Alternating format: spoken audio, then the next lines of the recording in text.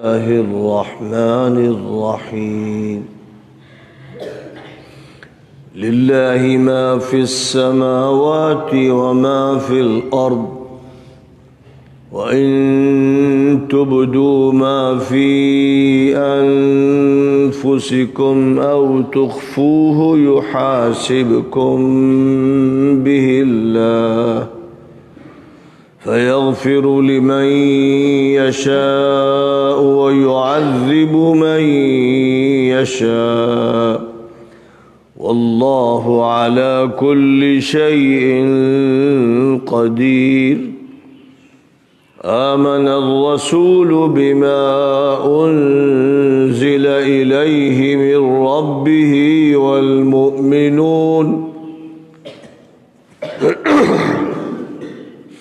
كل آمن بالله وملائكته وكتبه ورسله لا نفرق بين أحد من رسله وقالوا سمعنا وأطعنا غفرانك ربنا وإليك المصير لا يكلف الله نفسا إلا وسعها لها ما كسبت وعليها ما اكتسبت ربنا لا تؤاخذنا إن نسينا أو أخطأنا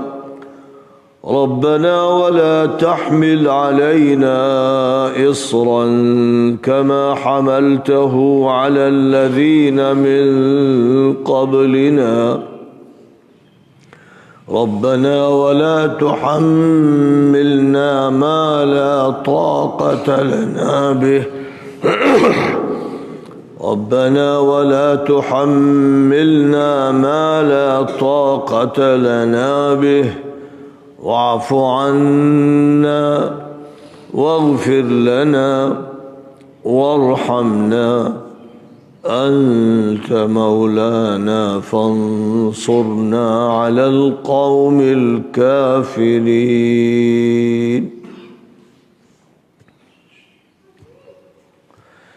نظام الہی کا اقرار نامہ. آسمانوں اور زمین میں جو کچھ ہے اللہ کا ہے، اور تمہارے جی میں جو کچھ ہے اس کو ظاہر کرو یا چھپاؤ، اللہ اس کا محاسبہ تم سے کرے گا. پھر جن کو چاہے گا مغفرت سے نوازے گا اور جن کو چاہے گا سزا دے گا، اور اللہ ہر چیز پر قدرت رکھتا ہے. پیغمبر اس پر ایمان رکھتے ہیں جو ان کی طرف ان کے رب کے پاس سے نازل کیا گیا، اور تمام اہل ایمان رکھتے ہیں. سب اللہ اور اس کے فرشتوں، اس کی کتابوں اور اس کے رسولوں پر ایمان رکھتے ہیں، اور یہ کہتے ہیں کہ ہم اس کے پیغمبروں کے درمیان کوئی تفریق نہیں کرتے. اور سب نے کہا کہ ہم نے احکام الہی سن لیے اور ان کی اطاعت کی. اے ہمارے رب، ہم تیری مغفرت چاہتے ہیں اور ہمیں تیری ہی طرف حاضر ہونا ہے. اللہ کسی شخص کو اس کی قدرت و وسعت سے زیادہ مکلف نہیں کرتا، اور جو عمل وہ کرتا ہے اس کا فائدہ اسی کو ہوتا ہے، اور جو غلطی کرتا ہے اس کا نقصان بھی اسی کو ہوتا ہے. اے ہمارے مالک و پروردگار، ہماری بھول چوک پر ہمارا مواخذہ نہ فرما. اے ہمارے مالک و پروردگار، ہمارے اوپر ویسا بوجھ نہ ڈال جیسا ہم سے پہلے لوگوں پر ڈالا تھا. اے ہمارے مالک و پروردگار، ہم پر ایسا بار مت ڈال جس کی ہم میں طاقت نہیں، اور ہمیں معاف فرما دے اور ہماری مغفرت فرما دے اور ہم پر رحم فرما. تو ہی ہمارا کارساز ہے، کافروں پر ہمیں فتح و نصرت عطا فرما۔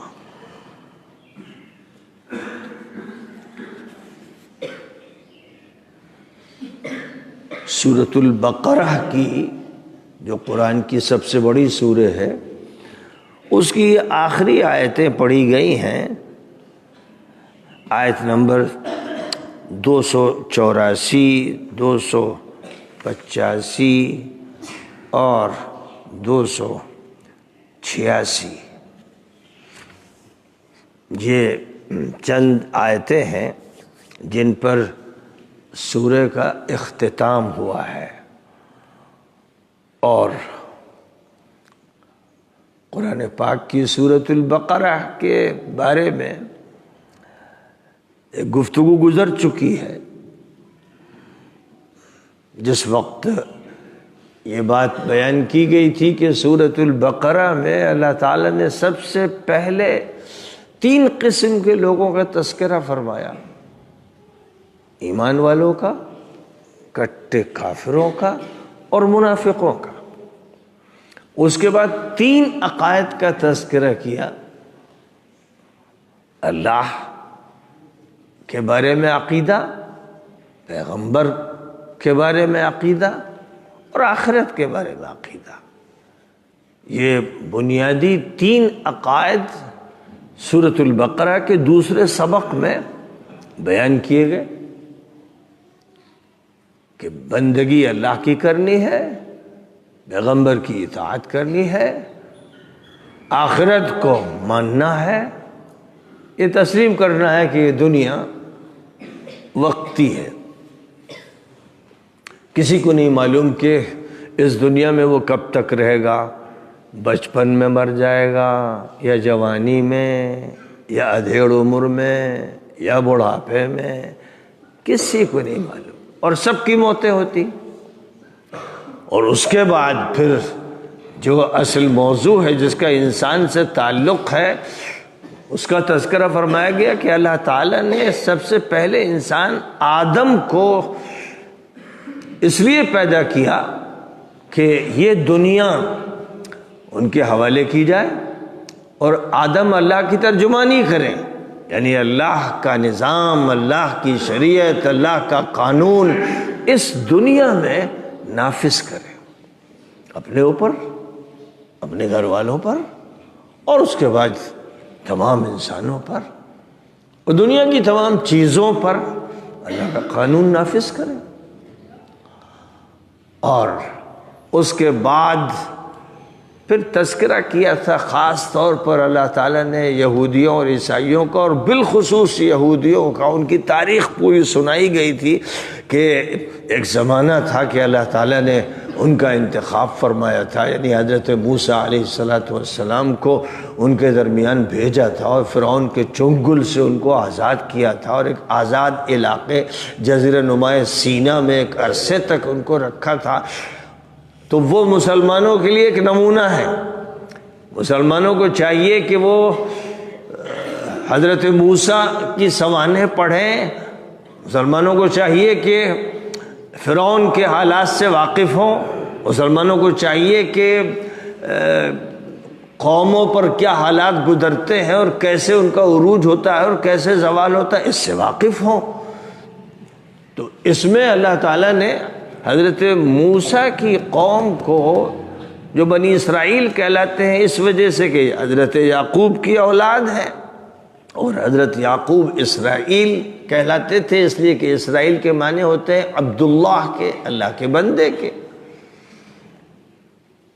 تو چونکہ مسلمانوں کو انہی کے ساتھ نمٹنا تھا، مدینہ منورہ میں سورۃ البقرہ نازل ہو رہی تھی اور مدینہ منورہ میں یہودیوں کی دھاک تھی، یہودی قابض تھے، یہودیوں کے اسکول تھے، اور یہودیوں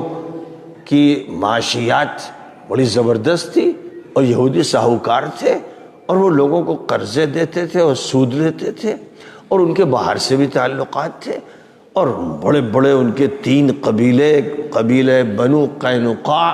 اور ایک قبیلہ بنو نضیر اور ایک قبیلہ بنو قریظہ۔ یہ 3 بڑے قبیلے تھے اور چھوٹے چھوٹے قبیلے تھے۔ اب جو مدینہ منورہ میں کاشتکار تھے، اوس اور خزرج کے قبیلے کے، جو کسی زمانے میں یمن سے آئے تھے، یہ کاشتکاری کرتے تھے، تو یہ یہودیوں کے دباؤ میں رہتے تھے۔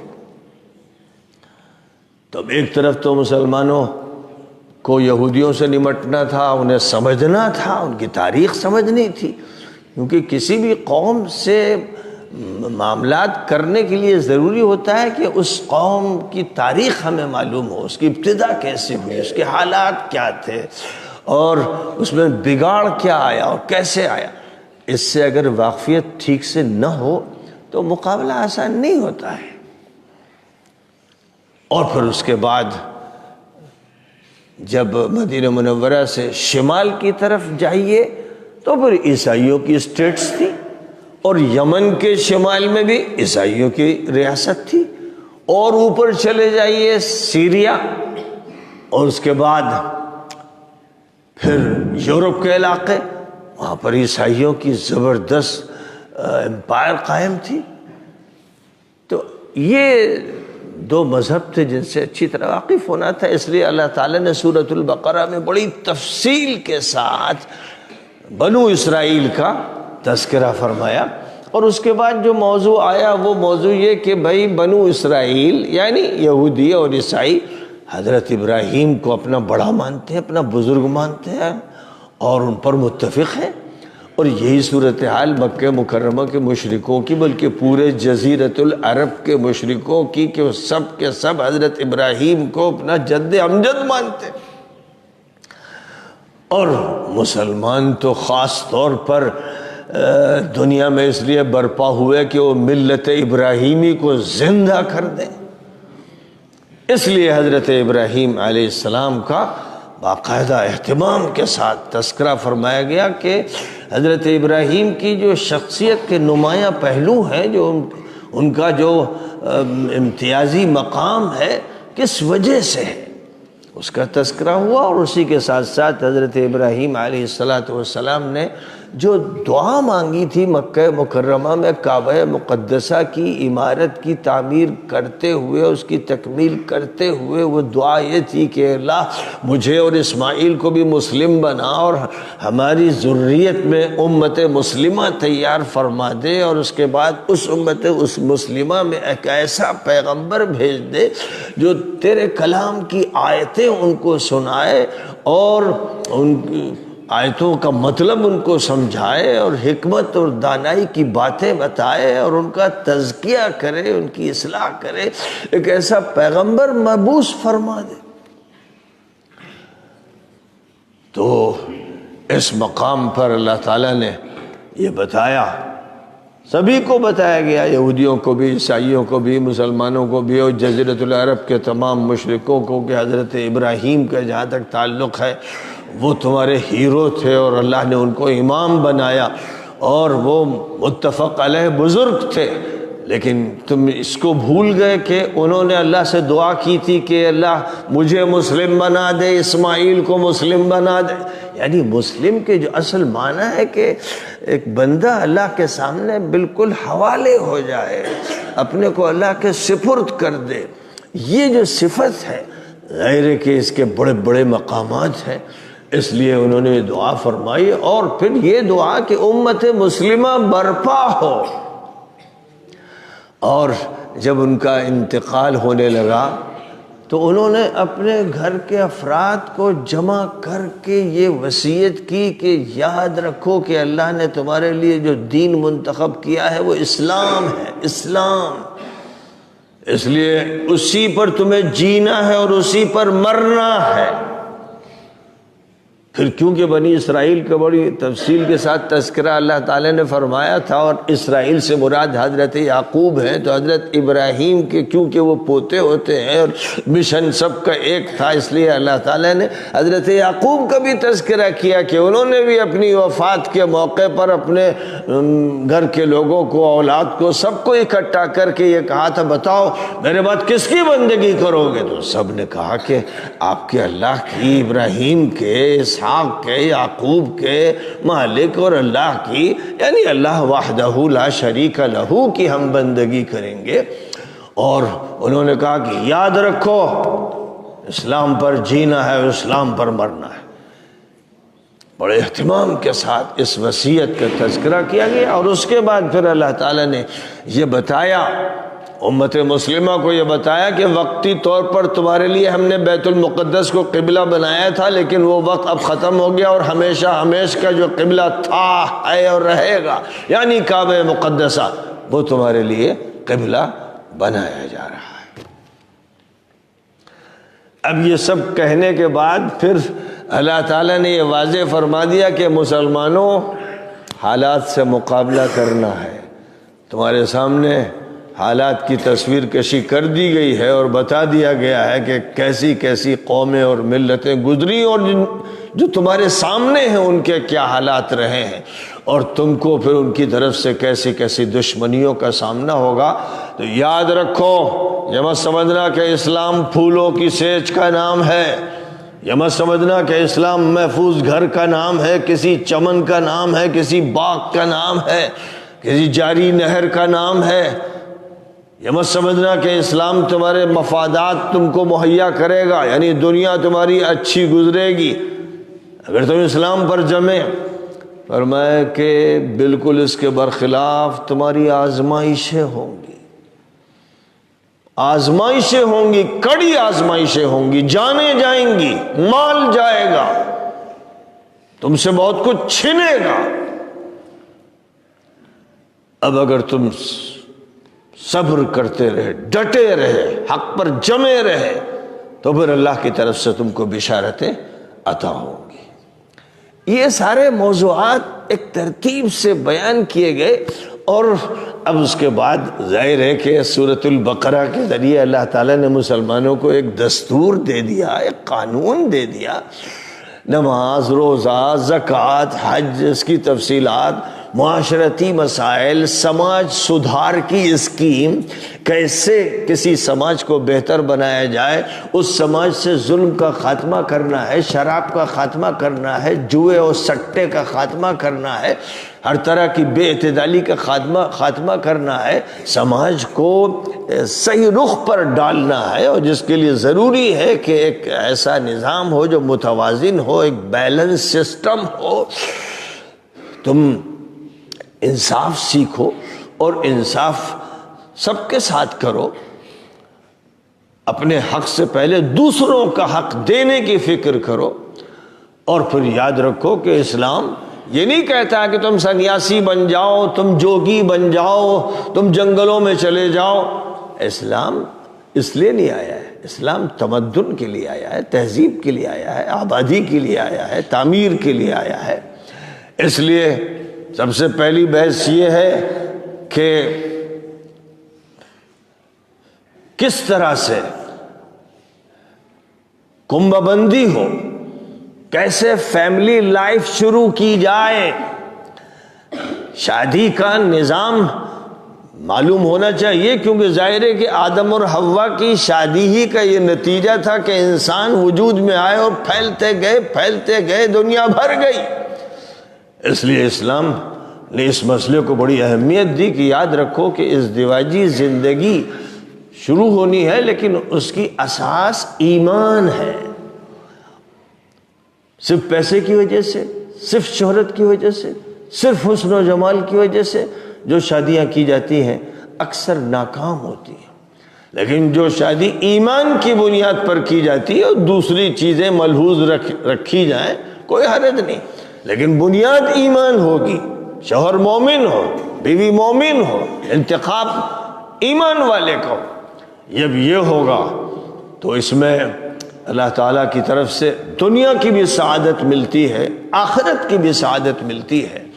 جس کے نتیجے میں گھر اچھا ہوتا ہے، اولاد اچھی ہوتی ہے، ماحول اچھا ہوتا ہے، اور خاندان اچھی طرح پروان چڑھتا ہے۔ اور پھر یہ خاندان صرف دنیا کے لیے نہیں ہوتا کہ بکھر جائے، ٹوٹ جائے، بلکہ یہ خاندان ایسا ابدی خاندان بن جاتا ہے کہ ایمان کی بنیاد پر یہ خاندان یہاں جڑا رہتا ہے، اور یہ برزخی زندگی میں جڑا رہتا ہے اور آخرت میں جڑا رہتا ہے۔ اللہ تعالیٰ نے قرآن پاک میں بیان فرمایا کہ اگر ماں باپ مومن ہیں تو ان کی اولاد بھی ان کے ساتھ شامل کر دی جائے گی۔ اگر وہ مومن ہیں، اعمال میں کمیاں ہیں، تب بھی اللہ تعالیٰ اولاد کو اپنے والدین کے ساتھ ایمان کی بنیاد پر، ایمان کا رشتہ اگر موجود ہے تو اس رشتے کی بنیاد پر اخلاف کو اسلاف کے ساتھ جوڑ دیا جائے گا، اپنے خاندان کے بزرگوں کے ساتھ اکٹھا ہونے کی توفیق ملے گی۔ الذین آمنوا واتبعتهم ذریتهم بإیمان الحقنا بهم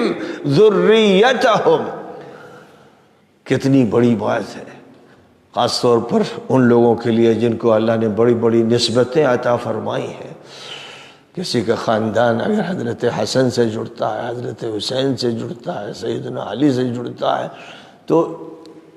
خاندان کے ایسے لوگ اگر مومن ہیں تو ان کے ساتھ جوڑ دیے جائیں گے، ان کے ساتھ جمع کر دیے جائیں گے، ان کے ساتھ اکٹھا کر دیے جائیں گے۔ یہ ضابطہ الہی۔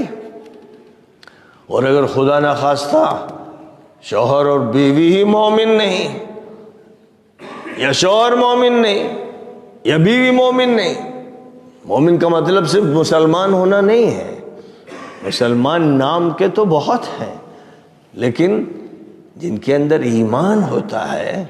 وہ نماز کی حفاظت کرتے ہیں، وہ روزے کا اہتمام کرتے ہیں، وہ زکوٰۃ ادا کرتے ہیں، ان کے پاس رقم اللہ دیتا ہے وہ حج کرتے ہیں، ان کی معاشرت اچھی ہوتی ہے، ان کے اخلاق اچھے ہوتے ہیں، وہ جھوٹ نہیں بولتے ہیں، وہ سچائی اختیار کرتے ہیں۔ یہ ایمان کے تقاضے ہیں۔ پھر اللہ تعالیٰ نے اسی سورہ پاک میں جہاد کا موضوع چھیڑا، اور خاص طور پر طالوت اور جالوت کا ذکر کیا کہ وہ ایک تاریخی جنگ تھی، ایک تاریخی جنگ تھی جس میں حضرت سموئیل علیہ السلام سے جب ان کے لوگوں نے مطالبہ کیا کہ اب آپ کی عمر زیادہ ہے اور اب آپ تو قیادت نہیں کر سکتے، 80 سال کی ان کی عمر ہو گئی تھی، تو کسی کو ہمارا بادشاہ مقرر کر دیجئے، کمانڈر مقرر کر دیجئے، تو حضرت سموئیل علیہ السلام نے حضرت طالوت کا انتخاب کیا، جو ماشاءاللہ بڑے کڑیل جوان تھے اور بہت صاحب علم و فضل تھے،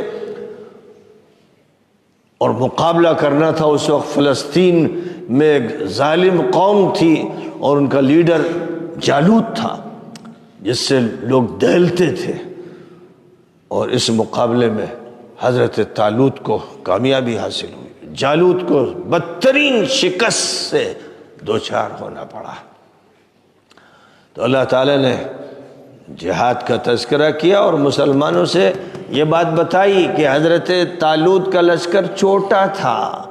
جیسے نبی اکرم صلی اللہ علیہ وسلم کی قیادت میں بدر کے مقام پر مسلمانوں کا لشکر چھوٹا تھا، 313 یا 315 یا 17 تھے، اور ادھر 1000 تھے، اور وہ پوری طرح ہتھیاروں سے لیس تھے، اور مسلمانوں کے پاس ہتھیار بھی کم تھے۔ تو مثال دی گئی، کم من فئۃ قلیلۃ غلبت فئۃ کثیرۃ باذن اللہ، کتنے چھوٹے چھوٹے لشکر اللہ کے حکم سے بڑی بڑی طاقتوں پر، لشکروں پر غالب آتے ہیں۔ تو اس کی ایک مثال حضرت طالوت کی پیش کی گئی کہ جو جالوت پر فتح حاصل کر کے سرخرو ہوئے۔ اور پھر اللہ تعالیٰ نے معاشیات کا موضوع چھیڑا کہ اللہ نے مال دیا ہے، مال خرچ کے لیے ہے، لیکن مال کا خرچ کرنا اس طرح ہونا چاہیے کہ اس میں اسراف نہ ہو، فضول خرچی نہ ہو، بربادی نہ ہو، غلط جگہوں پر خرچ نہ کیا جائے، غلط نیتوں سے خرچ نہ کیا جائے، مال کو حلال طریقے سے حاصل کرنا ہے، حلال طریقے پر اس کا خرچ کرنا ہے۔ جو مال بھی فضول خرچی کے ساتھ صرف کیا جا رہا ہے تو گویا اس حلال مال کو حرام بنا دیا گیا۔ خوب یاد رکھو کہ جن کے پاس ذرا پیسہ زیادہ آ جاتا ہے پھر وہ شادی کا جو دھوم دھڑکا دکھاتے ہیں اور بارات کا مسئلہ اور طرح طرح کی رسمیں اور آمد و رفت اور بڑے بڑے تحفے اور ان کے پھر مظاہرے اور دکھاوے، اور اس کے بعد ہوٹل بک کرتے ہیں، بڑے بڑے شادی خانے بک کرتے ہیں، لاکھوں روپے اس پر خرچ کرتے ہیں اور دسیوں کھانے پکواتے ہیں اور پھر بلاتے ہیں اپنے لوگوں کو، تعلق والوں کو، خاص طور پر کوشش کرتے ہیں کہ کوئی لیڈر، سیاسی لیڈر، کوئی سیٹھ اور کوئی بڑی حیثیت کا آدمی ضرور آئے جس سے ان کی شہرت میں اضافہ ہو۔ جو لوگ یہ سب کرتے ہیں نہایت ہی گندے، حقیر، ملیش لوگ ہیں، سنت کے دشمن اور مال کے ساتھ کھلواڑ کرنے والے۔ اور اس کے بعد جو لوگ جاتے ہیں لگتا ہے کہ ہمیشہ کے بھوکے ننگے بچے وہاں پہنچتے ہیں تو بس ڈھیر سا کھانا لیتے ہیں اور کھا نہیں پاتے، ہرس ان کی پلیٹ بھرواتی ہے، پھر کھانا پھینکتے ہیں، کوڑے میں کھانا جاتا ہے۔ ایک دانہ بھی اگر کوڑے میں پھینکا جائے، وہ بھی یاد رکھو جب کھانا کھانا ہے تو پوری پلیٹ صاف کرنی ہے۔ نبی پاک علیہ السلام اس کو صاف کرتے تھے، انگلیوں سے چاٹتے تھے کہ کوئی ایک دانہ، کوئی سالن کا حصہ باقی نہ رہ جائے، نالی میں بہایا جائے۔ رزق بہانے کے لیے نہیں ہوتا ہے، لیکن یہ چور، یہ چکیٹ، یہ دشمن، یہ بدماش، یہ مجرم، اسراف کرنے والے جو شادیاں کرتے ہیں، یہ سنتوں کے قاتل، بے شرم و بے حیا لوگ ہیں۔ اس لیے یاد رکھو ایسی کسی شادی میں کبھی نہ جانا جہاں فضول خرچی ہو رہی ہو، بینڈ باجے ہو رہے ہوں، جہاں عورتیں اور مردوں اور عورتوں کا اختلاط ہو رہا ہو، جہاں بے پردگی ہو رہی ہو اور جہاں سنت کے اور دین کے اور شریعت کے خلاف عمل ہو رہا ہے، تو وہاں جا کر لقمہ مت کھانا، وہ زہر کا لقمہ ہے۔ افسوس کہ علماء، مشائخ، پیران یہ سب سے پہلے پہنچتے ہیں، ان کے لیے عمدہ قسم کی کرسیاں لگائی جاتی ہیں، آئیے حضرات، اور یہ حضرت سنت کا قتل کرنے کے لیے ایسی دعوتوں میں پہنچتے ہیں اور اپنا جیسا تیسا پیٹ بھرتے ہیں جس کے نتیجے میں حرام لقمے ان کے پیٹ میں جاتے ہیں، کیونکہ جو دعوت حرام طریقے پر کی جا رہی ہے، وہ چاہے حرام پیسہ نہ ہو لیکن اس کا طریقہ جو ہے حرام ہے، تو لقمہ حرام ہے۔ جہاں سادہ طریقے پر عمل ہو، ایک دانہ بھی پھینکا نہ جائے، اور جس میں صرف امیر نہ بلائے جائیں، غریب بلائے جائیں، درمیانی لوگ بلائے جائیں، رشتوں کا خیال رکھا جائے، تعلقات کا خیال رکھا جائے، مظاہرہ نہ ہو، نمائش نہ ہو، دکھاوا نہ ہو، بس خوشی کی ایک دعوت ہو۔ جیسے نبی پاک علیہ السلام خوشی کا اظہار کرتے تھے، آپ نے شادیاں فرمائیں اور شادیوں میں جو ولیمہ کیا اس میں کبھی ملیدہ کھلا دیا، کبھی صرف کھجور رکھ دیے گئے اور پنیر رکھ دیا گیا، اسے کھا لیا۔ ایک شادی حضرت زینب سے تھی تو اس میں صرف گوشت پکا اور روٹی تھی، بس روٹی اور گوشت، یہ سب سے شاندار ولیمہ تھا حضور کا۔ اس لیے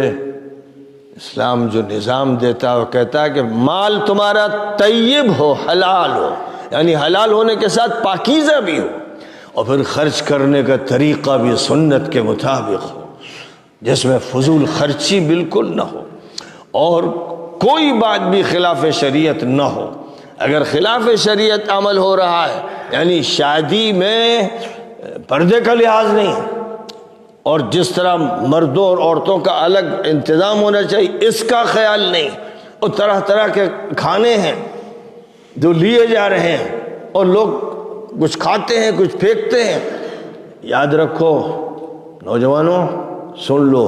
جہاں بھی یہ دیکھنا کھانے کی ہرس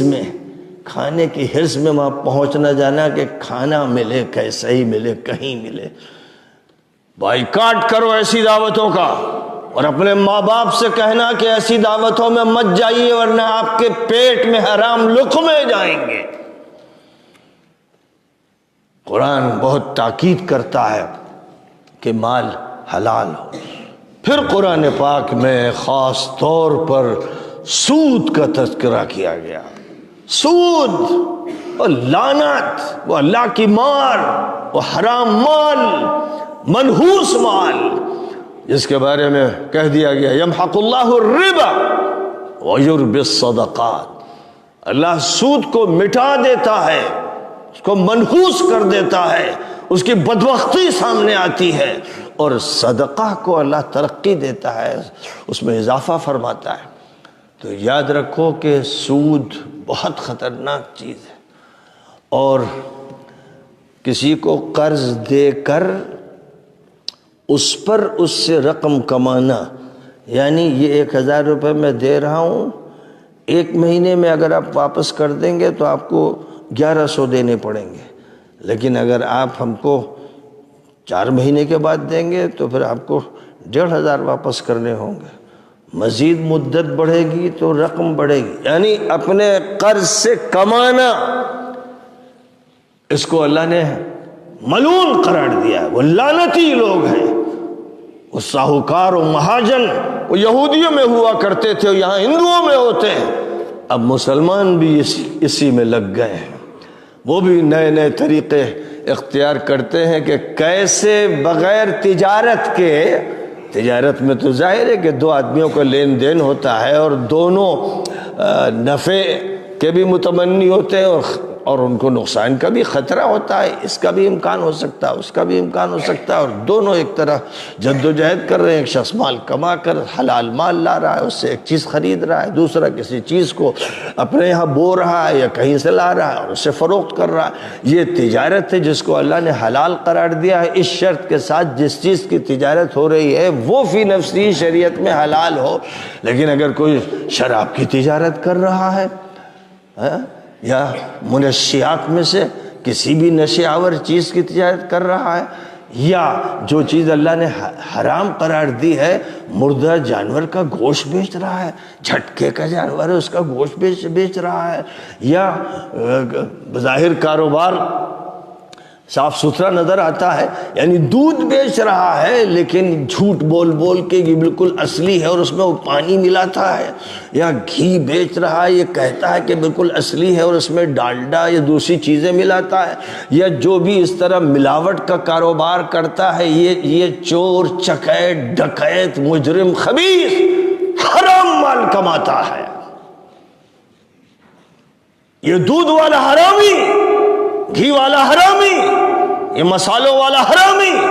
جو ملاوٹ کر رہا ہے، اور سرکاری طور پر بھی اس کی سخت سزائیں ہیں، لیکن سرکار تو خود حرامی ہے، اس لیے وہ رشوت لے کر جس کو چاہے چھوڑ دے اور جس کو چاہے پکڑ لے، وہاں تو رشوت کا کاروبار چل رہا ہے۔ تو یاد رکھو تم لوگوں کے گھر پہ کون سا کاروبار ہے، اس کو دیکھو کہ اگر وہ کاروبار ایسا ہے جس میں ملاوٹ کی جا رہی ہے، جس میں دھوکہ دیا جا رہا ہے، جس میں صحیح بات نہیں بتائی جا رہی ہے، جو چیز بیچی جا رہی ہے اس کا عیب چھپایا جا رہا ہے، زبان سے کچھ کہا جا رہا ہے، حقیقت کچھ ہے، تو سمجھ لو کہ یہ تمہارا باپ یا تمہارا چچا یا تمہارا گھر کا گارجین حرام کاری کر رہا ہے۔ اس سے کہہ دو کہ ہم اس گھر کا کھانا نہیں کھائیں گے۔ جس گھر میں حرام مال آئے گا، اس گھر میں جو بچے پلیں گے وہ ڈکیت بنیں گے، چور بنیں گے۔ اس لیے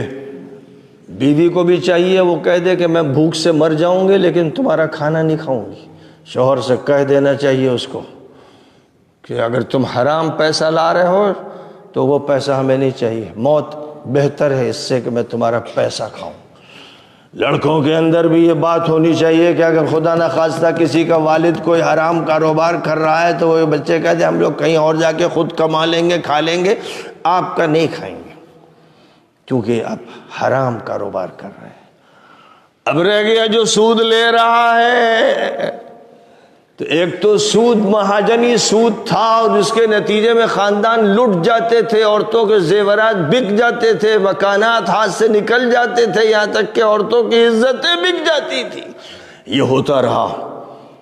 زمانے سے یہی ہوتا رہا، آج بھی ہو رہا ہے، لیکن اب اس کی جگہ لے لی بڑے دیو نے، جس کا نام ہے بینک۔ بینک پہلے چھوٹے چھوٹے قرضے تھے اور ان قرضوں پر سود لیا جاتا تھا، اس سے ایک خاندان متاثر ہو گیا، کوئی فرد ہو گیا، لیکن اس کے بعد عالمی سطح کے جو ڈکیت دنیا میں تیار ہوئے، جو خاص طور پر یورپ کی گندی سڑی ہوئی زمین نے پیدا کیے، وہ ڈکیت اتنے بڑے ہیں کہ ان کو اس پر چین نہیں کہ کسی ایک کو لوٹ لیں اور چند کو لوٹ لیں، ان کا کہ پورے ملک کا دیوالیہ کر دینا ہے، ملکوں کو قرضے دینے ہیں لاکھوں کروڑ کے، اور اس کے بعد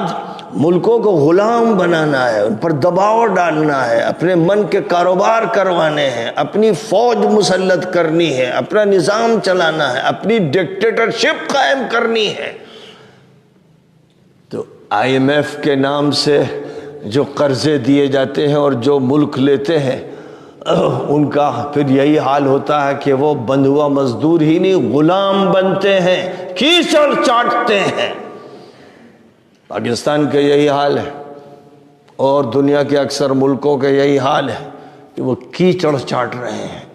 گندے غلیظ لوگ جو عالمی بینکوں سے قرض لیتے ہیں۔ تو ان عالمی بینکوں کا حال یہ ہے کہ صاحب ان کے پاس بے تحاشا دولت ہوتی ہے اور اس دولت سے بے تحاشا چیزوں کی خریداری کرتے ہیں اور اس کو رکھتے ہیں، اور افریقہ میں دیکھتے ہیں کہ لوگ بھوکوں سے مر رہے ہیں، ان کی پسلیاں ظاہر ہو رہی ہیں، ان کا گوشت ختم ہو گیا ہے اور ان کا علاج نہیں ہو پا رہا ہے، اور اس کے ساتھ ساتھ فلسطین جیسی سرزمین پر دیکھ رہے ہیں کہ بھوک سے لوگ مر رہے ہیں، علاج نہیں ہو پا رہا ہے، اور ان کے پاس دولت کے خزانے ہیں، لیکن یہ دنیا کے ڈکیت، چور، ابلیس کی اولاد، یہ شیطان کے بندے اتنے خبیث ہیں کہ روئے زمین پر ان سے پہلے اتنے خبیث نہیں پیدا ہوئے۔ آج کل سر فہرست ان میں ٹرمپ جیسا دجوس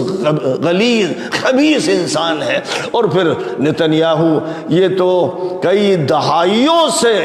جی رہا ہے، شیطان کی طرح جی رہا ہے۔ یہ بدماش اتنا زبردست ہے کہ اس کی رگ رگ سے پیخانہ نکلتا ہے، یہ منہ سے بولتا ہے تو غلاظت نکلتی ہے، اور اس کا ساتھ دینے والے برطانیہ اور فرانس اور جرمنی اور یورپین ممالک کے حکمرانوں کا حال یہ ہے کہ ان کی غلاظت اور ان کی گندگی سے پوری دنیا تباہ ہوئی چلی جا رہی ہے۔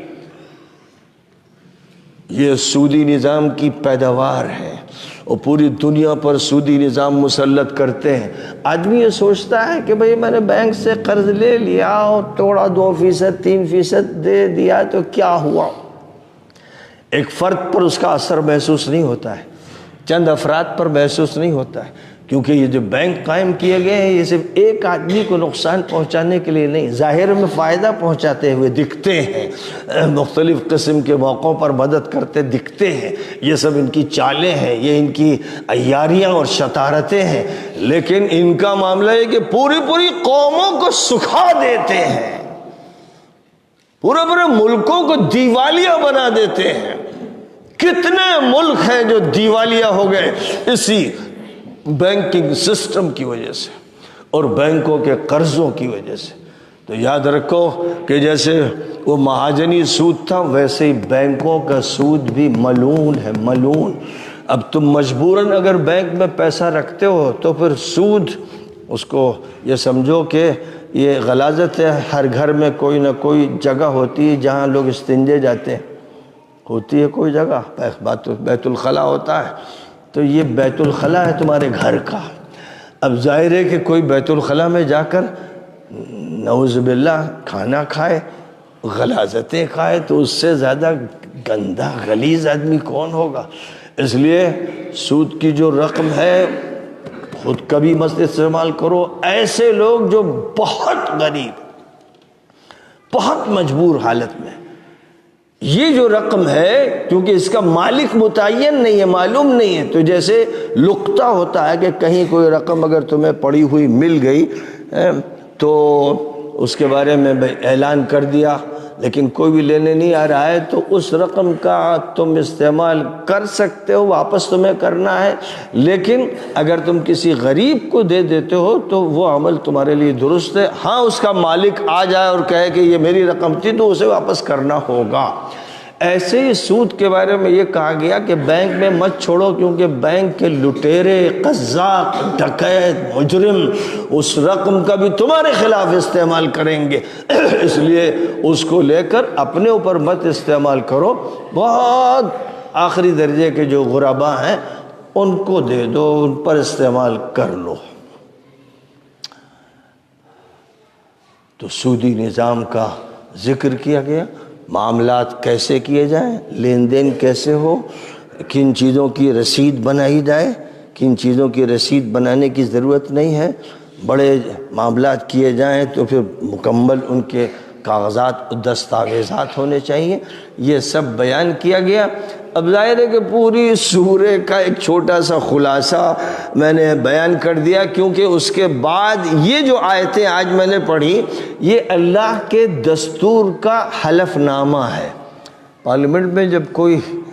ممبر بنتا ہے تو اسے حلف لیا جاتا ہے اور حلفیہ بیان وہ دیتا ہے، میں ملک کا خادم ہوں، ملک کے دستور کا لحاظ رکھوں گا، میں خدمت کروں گا، میں کوئی بات غلط نہیں کروں گا اور چنی اور چنا کروں گا، یہ بولتا ہے، یہ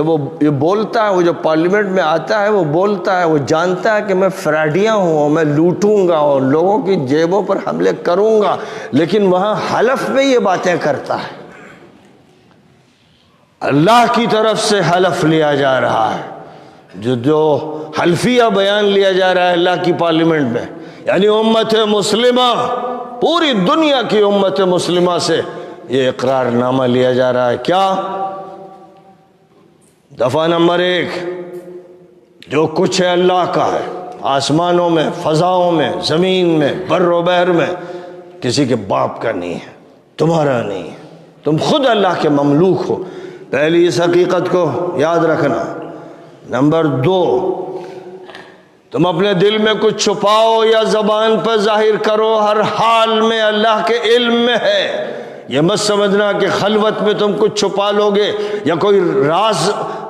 رکھ لو گے، چھپا کر رکھ لو گے، یاد رکھو تمہارے رازوں پر بھی اللہ تعالیٰ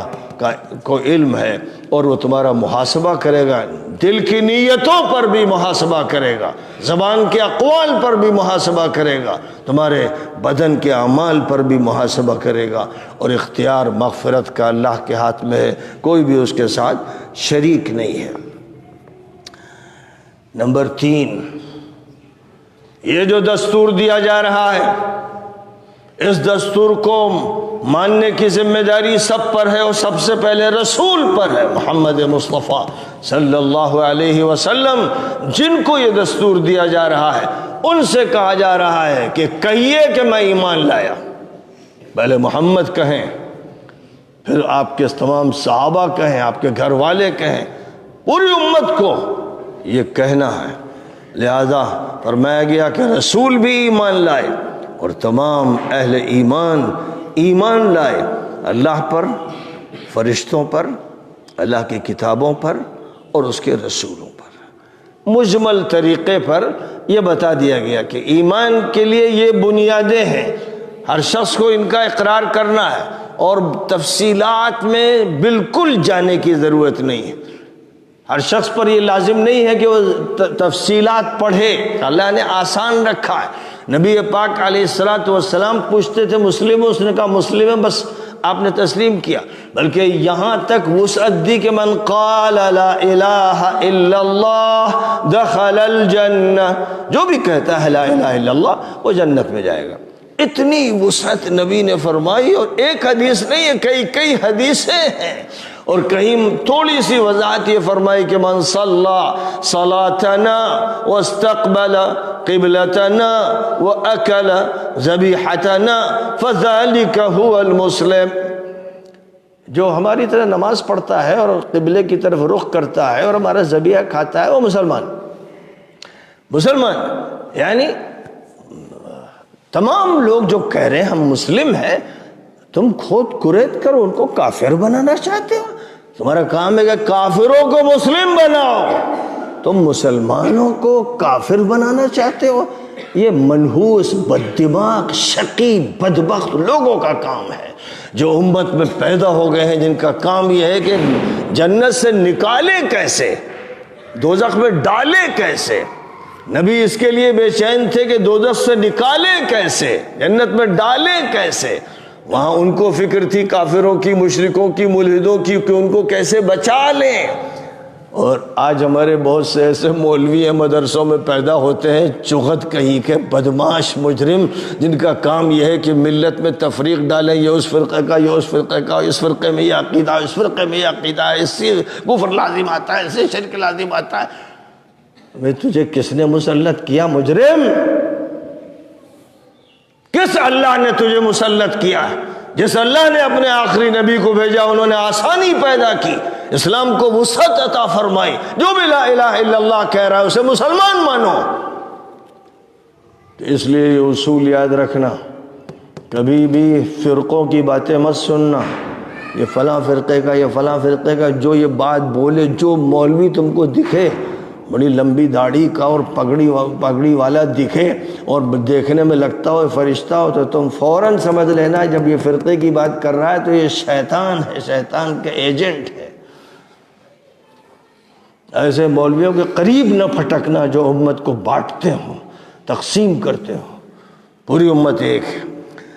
اب اس کے بعد یہ فرمایا کہ یہ بھی کہو کہ ہم رسولوں میں تفریق نہیں کرتے۔ ارے بھائی ہمارے نبی، ہمارے نبی، ہمارے نبی، ارے بھائی ہمارے نہیں، ساری دنیا کے نبی حضرت محمد صلی اللہ علیہ وسلم، لیکن ہمارے نبی عیسیٰ بھی ہیں، اور ہمارے نبی موسیٰ بھی ہیں، اور ہمارے نبی ابراہیم بھی ہیں۔ اکثر و بیشتر بولتے ہیں ہمارے نبی، یعنی مطلب محمد صلی اللہ علیہ وسلم، بقیہ ہمارے نہیں ہیں، وہ یہودیوں کے ہیں، وہ عیسائیوں کے ہیں۔ یہ صورتحال ہو گئی ہے،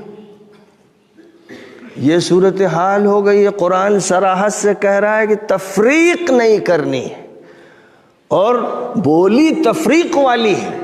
اور یہی بات پھر آگے بڑھی کہ نبی صلی اللہ علیہ وسلم نے جن کے بارے میں فرمایا کہ وہ ہمارے ہیں، ہمارے جگر کے ٹکڑے ہیں، ہماری جان ہے، ہمارے جسم کا حصہ ہیں، ہماری آنکھ کا نور ہیں، جنت کے سردار ہیں، جن کے بارے میں یہ کہا، ان کے بارے میں بہت سے وہ مسلمان جو اپنے کو سنی سنی سنی بولتے ہیں،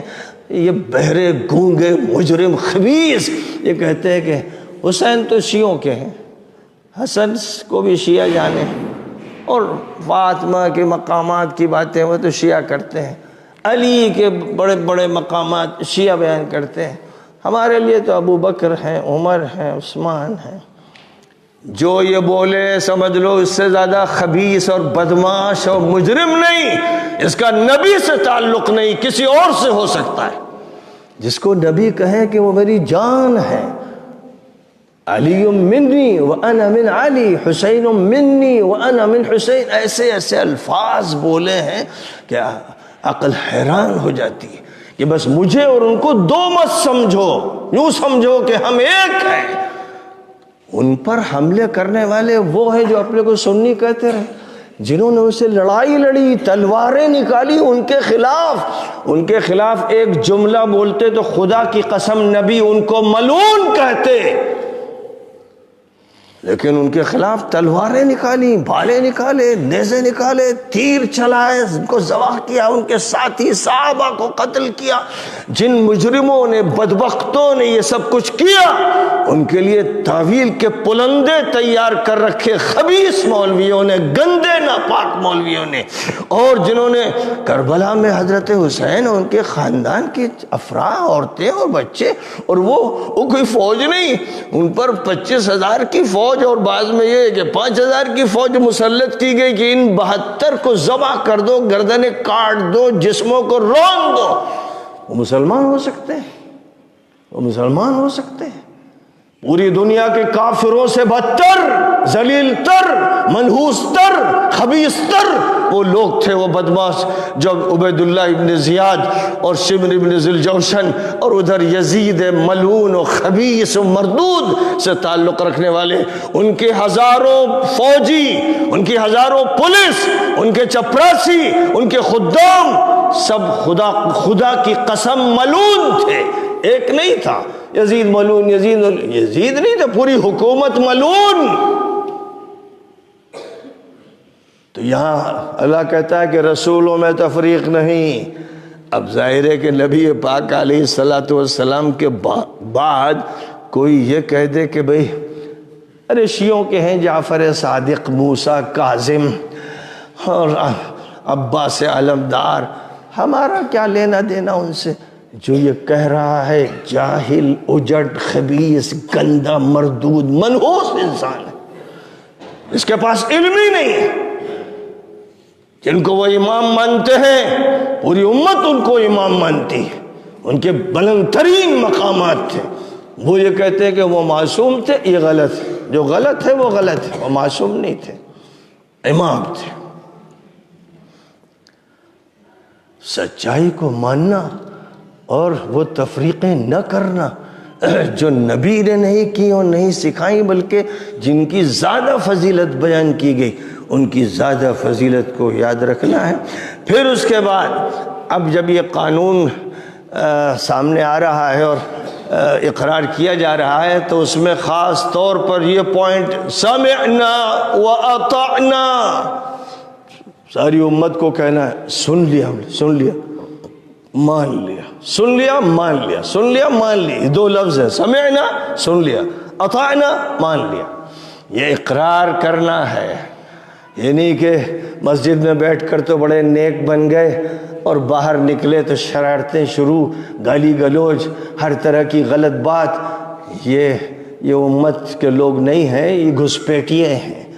یہ گھسپیٹیے ہیں۔ یاد رکھو کہ جو بھی شریعت کے مطابق عمل نہیں کر رہا ہے اور جو بات کہی جا رہی ہے قرآن کے حوالے سے مسجد میں کہی جا رہی ہے، اس سے ہٹ کر جب الگ ہوتا ہے تو دوسری باتیں کرتا ہے تو سمجھ لو کہ یہ منافق ہے، جعلی ہے، گھسپیٹیا ہے۔ یہ کہنا کیا ہے؟ سمعنا واطعنا، اور پھر اللہ سے دعا کرنا ہے، غفرانک غفرانک، اے اللہ بس تو ہی ہماری مغفرت فرما دے، تو ہی ہمیں معاف فرما دے، غلطیاں تو ہم سے ہوتی ہیں۔ اللہ تعالیٰ کی طرف سے پھر اسی حلفیہ بیان میں اس بات کو واضح کر دیا گیا کہ لا یکلف اللہ نفسا الا وسعها۔ سن لو تمام لوگوں، سن لو کہ اللہ تعالیٰ تم پر تمہاری طاقت اور ہمت اور صلاحیت سے زیادہ بار نہیں ڈالتا۔ اللہ کی شریعت میں جس کو بھی حکم دیا گیا ہے اتنا ہی حکم دیا گیا ہے جس کی اس کے اندر سکت اور طاقت ہے۔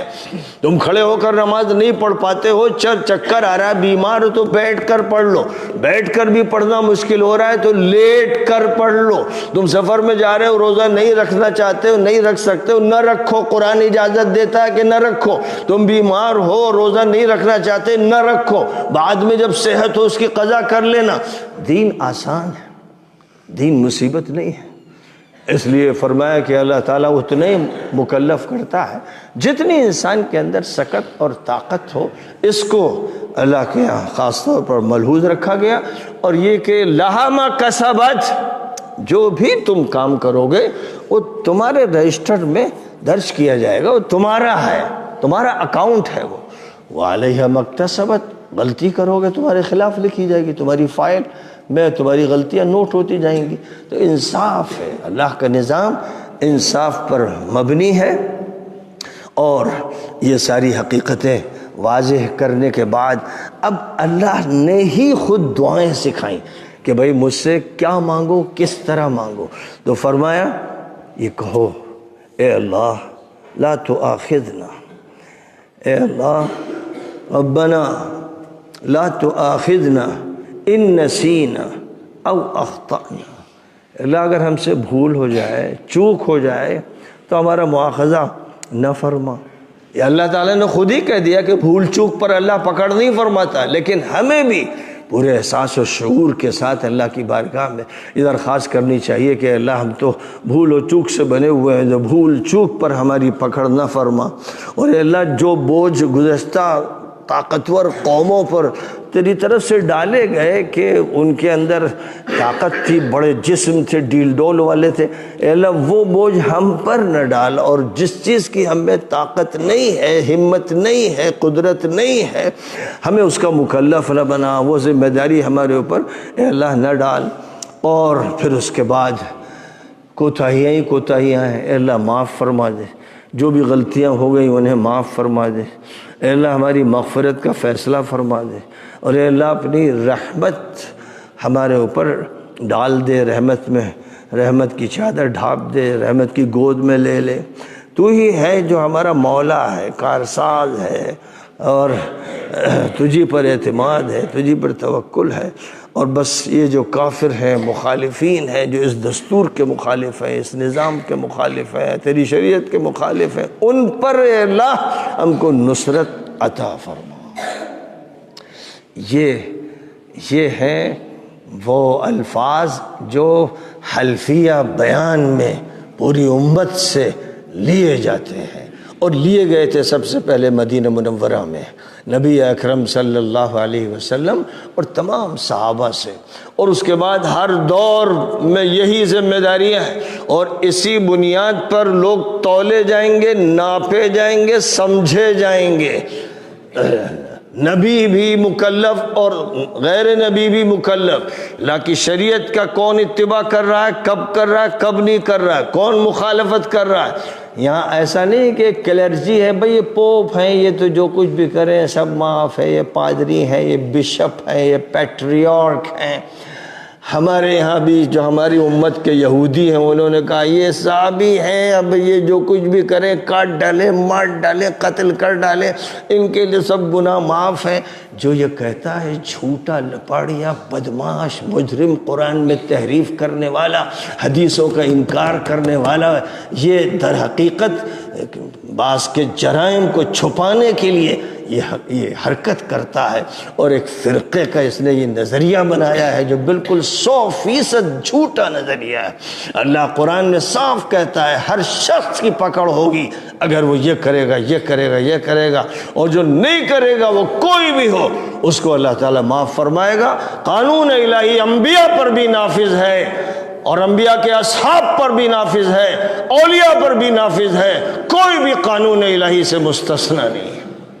یہ یاد رکھو، کیونکہ بڑے بڑے دھوکے باز امت میں گھسے ہوئے ہیں جو اس امت کے یہودی اور اس امت کے عیسائی ہیں۔ وآخر دعوانا ان الحمد للہ رب العالمین۔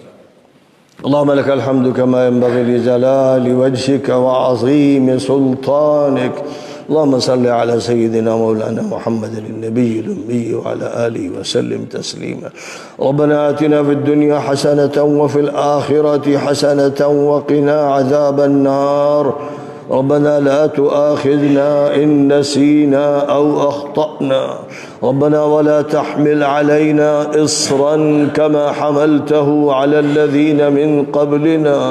ربنا ولا تحملنا ما لا طاقة لنا به، واعف عنا واغفر لنا وارحمنا أنت مولانا فانصرنا على القوم الكافرين۔ اے اللہ ہم تجھ پر ایمان لائے، تیرے نبیوں پر ایمان لائے، تیرے فرشتوں پر ایمان لائے، تیری تقدیر پر ایمان لائے، آخرت پر ایمان لائے۔ اے اللہ ہمارے اس ایمان کو قبول فرما لے، اے اللہ ہمارے ایمان کو قوت عطا فرما، طاقت عطا فرما، مضبوطی عطا فرما، گہرائی عطا فرما، گہرائی عطا فرما۔ اے اللہ ایمان کو ہمارے سر سے لے کر پیر تک ہر رگ و پے میں داخل فرما دے۔ اے اللہ ہم کو قرآن پاک کی بصیرت عطا فرما، قرآن کا نور عطا فرما، قرآن کے معنی کی حقیقت ہم پر کھول دے، اس کے راز ہمارے اوپر روشن فرما دے۔ اے اللہ سورۃ البقرہ کے دستوری نظام پر ہم ایمان لائے، اے اللہ حلف لیتے ہیں، قسم کھاتے ہیں، عہد کرتے ہیں کہ اس دین متین سے وابستہ رہیں گے، اس دین متین کو سمجھیں گے، اس پر عمل کریں گے۔ سمعنا و اطعنا، سمعنا و اطعنا، سنا بھی ہم نے اور مانا بھی ہم نے۔ اے اللہ تیری شریعت آسان ہے، تو نے کسی کو بھی اس کی قدرت سے زیادہ مکلف نہیں کیا ہے۔ اے اللہ ہم بھولتے بھی ہیں، ہم سے چوک بھی ہوتی ہے، ہم سے غلطیاں ہوتی ہیں، جان بوجھ کر بھی ہوتی ہیں اور بھول سے بھی ہوتی ہیں۔ اللہ ان سب کو معاف فرما، اے اللہ تمام غلطیوں اور گناہوں کو معاف فرما، کوتاہیوں کو معاف فرما۔ اے اللہ رمضان المبارک کے ان مبارک ایام میں اور رمضان کی مبارک راتوں میں جن عبادتوں کی توفیق عطا فرما رکھی ہے ان کو قبولیت کا شرف عطا فرما دے، اور عفو و کرم کا معاملہ ہمارے ساتھ فرما، اپنی رحمت کا معاملہ فرما اور مغفرت کا معاملہ فرما۔ جو ہم میں سے گزر چکے ان کی مغفرت فرما، جو موجود ہیں ان کو دین پر استقامت نصیب فرما، ہمارے بیماروں کو شفا عطا فرما، ہمارے پریشان حالوں کی پریشان حالی دور فرما، اور اے اللہ امت کے مجاہدوں کو فتح عطا فرما، اے اللہ امت کے مجاہدوں کو فتح عطا فرما۔ اے اللہ فلسطین کے لوگوں اور غزہ کے لوگوں کے ساتھ جو دھوکہ کیا جا رہا ہے، اپنوں کی طرف سے اور پراؤں کی طرف سے جو دھوکہ کیا جا رہا ہے، جو غداری کی جا رہی ہے، جو بدماشی کی جا رہی ہے، پھر ان پر حملے کیے جا رہے ہیں، اے اللہ ان کی نصرت فرما، ان کی مدد فرما۔ اے اللہ یمن کے مجاہدین کی مدد فرما، اے اللہ یمن کے انصار کی مدد فرما، اے اللہ لبنان کے حزب اللہ کی مدد فرما، اے اللہ جو بھی تیرے راستے میں دامے درمے قدمے سخنے شریک ہیں، اے اللہ ان کی نصرت فرما، ان کو قوت عطا فرما، اور جو تیرے دشمن تیرے نبیوں کے قاتل اور دشمن اور اس دور میں انسانیت کے دشمن ہیں، اے اللہ ان کو بدترین انجام سے دوچار کر کے پوری انسانیت کو راحت نصیب فرما اور امت مسلمہ کو فرحت نصیب فرما۔ ربنا تقبل منا انک انت السمیع العلیم۔